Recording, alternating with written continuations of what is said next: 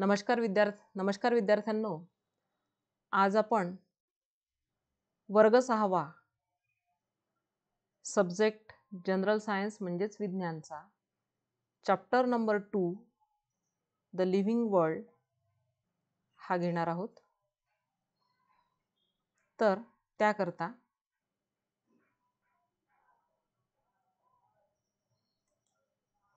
इथे आता समोर एक पिक्चर दिसतंय तुम्हाला आणि वर हेडिंग आहे characteristics of living things. Characteristics of living things असं हेडिंग जे आहे तर कोणकोणते कॅरेक्टरिस्टिक्स असले पाहिजे याचा आपल्याला थोडासा आढावा घेता येईल का? आता या चित्रातनं बघा, in this picture we see that some things are living and some are non living. आणि लिव्हिंग ओळखण्याची एक वेगळी आपल्याकडे म्हणजे आपण ओळखतो की हे लिव्हिंग आहे, त्याच्याकरता काहीतरी सिमिलॅरिटीज आहेत, काही डिफरन्सेस आहेत. आणि नॉन लिव्हिंग सुद्धा आपण वेगळे सांगू शकतो. जसं या पिक्चरमध्ये तुम्हाला जे ट्रीज आहे, त्यानंतर जे ॲनिमल्स आहे, जसं एक गर्ल पण आहे, डॉग्स पण आहे, तिच्यानंतर इथे काही तुम्हाला हे दिसून राहिलेले आहे, आपलं कुक्कूस दिसतात आहे, दॅट इज हेन आणि तिची पिलं. त्यानंतर एक मुलगा पण आहे. म्हणजे या चित्रांवरून आणि या वस्तूंवरून या ज्या वस्तू आता आपण म्हटलं these are all the living. आणि घर आहे, तिथला लॅम्प आहे, तिथे फॅन आहे, बकेट आहे, नळ आहे, या सगळ्या वस्तू these all things are the non living. Living आणि नॉन लिव्हिंग या ओळखण्याकरता आपल्याला काही सिमिलॅरिटीज असेल तर आपण ते एका ग्रुपमध्ये करतो, डिफरन्सेस असेल ते एका वेगळ्या ग्रुपमध्ये करतो. अशा पद्धतीने त्यांच्यामध्ये ज्या सिमिलॅरिटीज आणि डिफरन्सेस आहे यावरून आपण लिव्हिंग कोणते आणि नॉन लिव्हिंग कोणते असे फीचर्स आपण त्याचे वेगवेगळे सांगू शकतो. आणि तेच फीचर्स म्हणजेच कॅरेक्टरिस्टिक्स. तेच फीचर्स म्हणजे काय? कॅरेक्टरिस्टिक्स. तर आपल्याला लिव्हिंग थिंग ओळखण्याकरता कोणकोणते कॅरेक्टरिस्टिक्स अभ्यासायचे आहे या चॅप्टरमध्ये, तर ते आपल्याला आता क्रमाने इथे पुढे बघायचं आहे. तर बघा, पहिलं कॅरेक्टरिस्टिक्स कोणतं आहे? फर्स्ट कॅरेक्टरिस्टिक्स इथे तुम्हाला दिसतं आहे, that is the growth, GROWTH, growth. आणि ग्रोथला आपण मराठीत म्हणणार वाढ. त्याचसोबत तुम्हाला इथे पिक्चर दिसतं आहे. या पिक्चरमध्ये बघा, दोन पहिल्या चित्रामध्ये तुम्हाला एक मुलगा मुलगी, मागे एक रोपटं, त्याचसोबत एक डॉगी आणि एक कोंबडीचं पिल्लू, असं या पद्धतीने एवढे जण दिसतात आहे. त्यानंतर तुम्हाला त्याच्या पुढच्या चित्रामध्ये,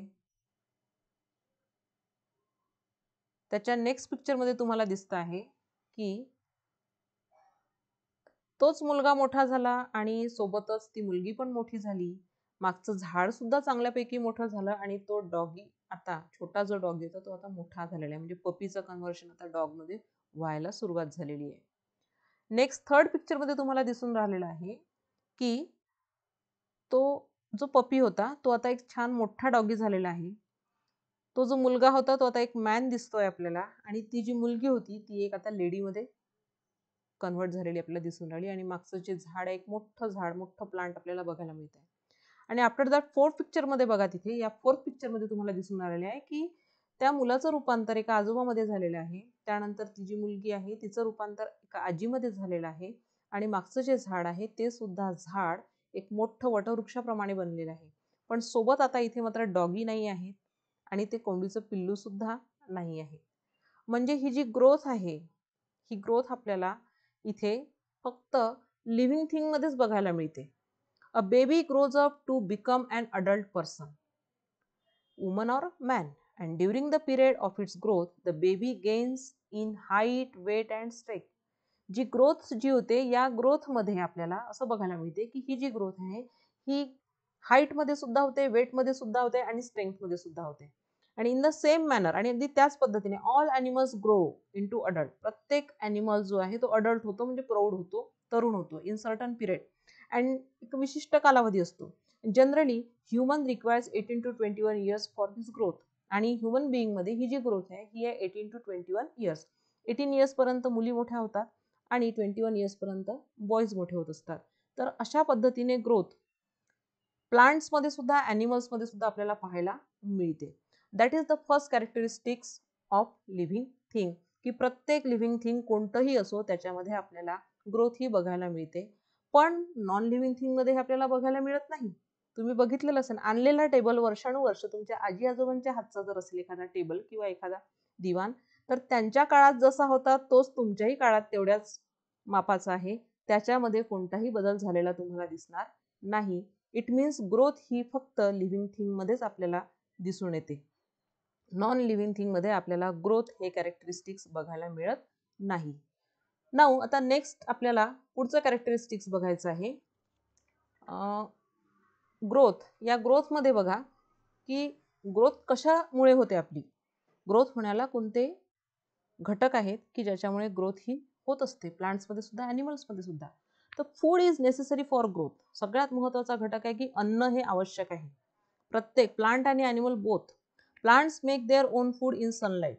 आणि इथे बाजूला पिक्चरमध्ये बघा तुम्हाला एक फोटोसिंथेसिसचं चित्र दिलेलं आहे की एक झाड वाढलेलं आहे. झाड वाढत असताना त्याच्या ज्या मुळा आहे त्या मुळा वॉटर आणि न्यूट्रिएंट्स जे आहे म्हणजे वॉटर अँड मिनरल्स जे आहे ते मुळांच्या मार्फत वर प्लांटच्या प्रत्येक पार्टपर्यंत पोहोचते.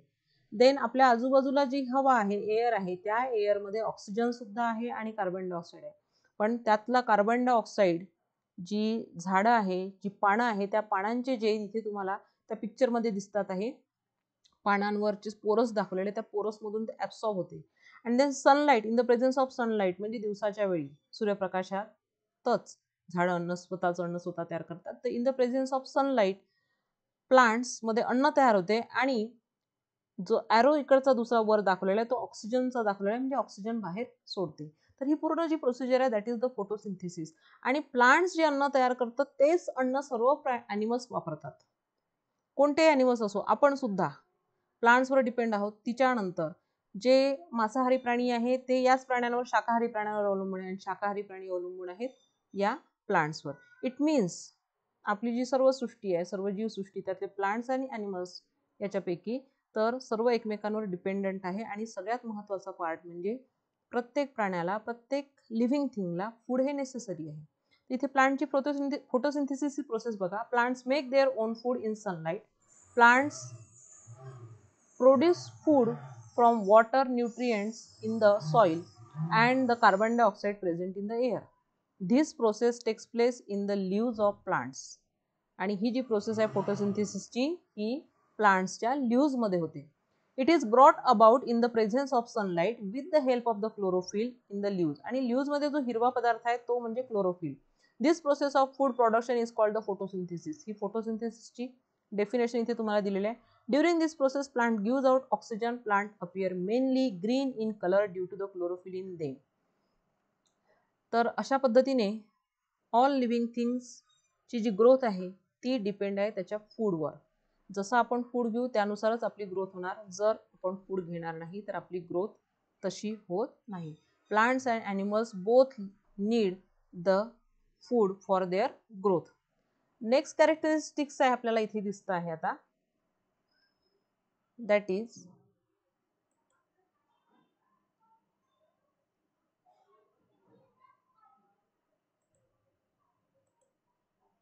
next characteristics is here we see respiration. Respiration म्हणजे काय? श्वासोच्छवास. श्वासोच्छवास कशाने करतो आपण? नाकाने. इथे चित्र तुम्हाला दिसतात आहे की एक लीफ ऑफ अ प्लांट दाखवलेला आहे, त्यानंतर गिल्स दाखवलेले आहे आणि देन नोज दाखवलेला आहे.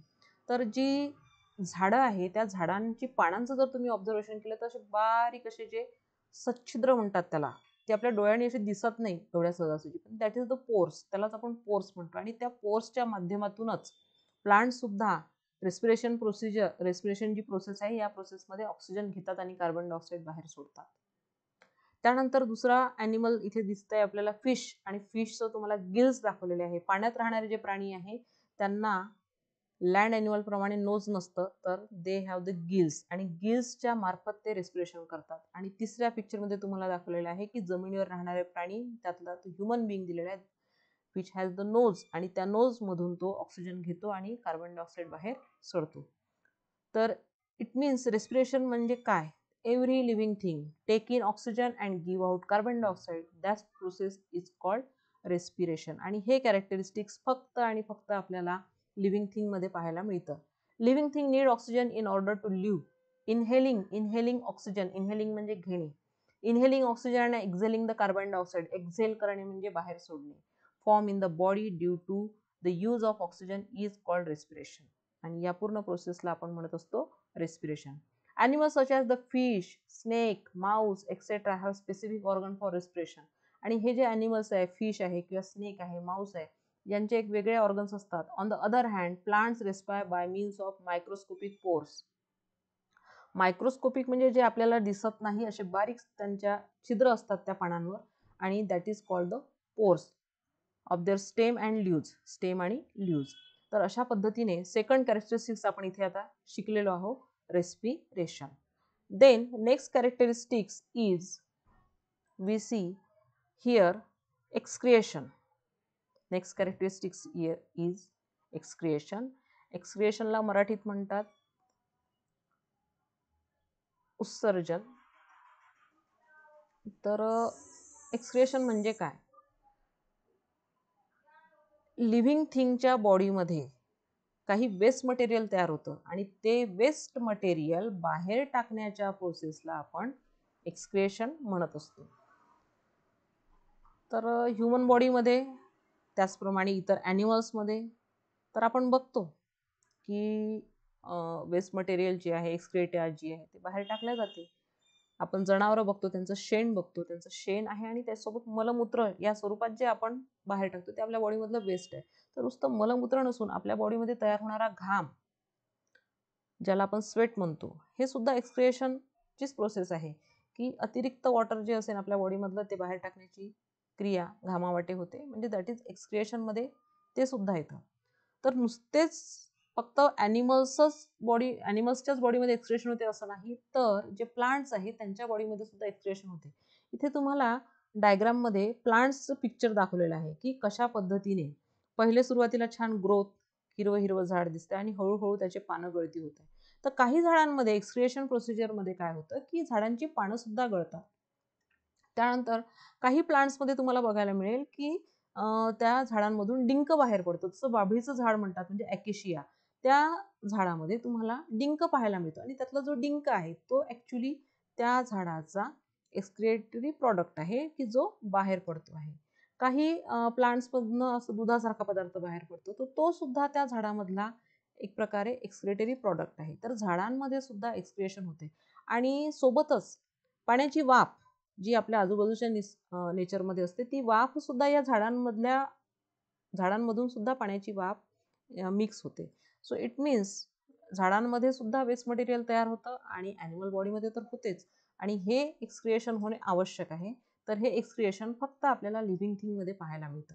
Waste substances are formed during the many processes that takes place in the bodies of animals. These are called excreta, and the process of eliminating them from the body is called excretion. हे एक्सक्रिएशनची definition. Animals have specific organ for excretion. Excretion करता specific organs आहे प्रत्येक ॲनिमलला. Plants to excrete. Plants सुद्धा excrete होतात, and for example some plants shed leaves in a specific season. Waste substances stored in the leaves of the plants are shed along with the leaves. आणि जे waste material आहे ते त्या झाडांच्या पानांसोबत खाली येऊन निघून जातं. तर अशा पद्धतीने एक्सक्रिएशन हे एक मेन कॅरेक्टरिस्टिक्स आपल्याला इथे पाहायला मिळतं. तर या पार्टमध्ये आपण एकूण 3 कॅरेक्टरिस्टिक्स शिकलेलो आहोत. 3 कॅरेक्टरिस्टिक्स इथे पहिलं शिकलेलं आहे ग्रोथ, दुसरं शिकलेलो आहोत रेस्पिरेशन, आणि तिसरं आता आपण घेतलेलं आहे एक्सक्रिएशन. तर अशा पद्धतीने या भागामध्ये आपल्याला 3 कॅरेक्टरिस्टिक्स झालेले आहे. तर इथे तुम्हाला सर्व विद्यार्थ्यांना आपण हा व्हिडिओ इथे थांबवतो आहे. नमस्कार, धन्यवाद.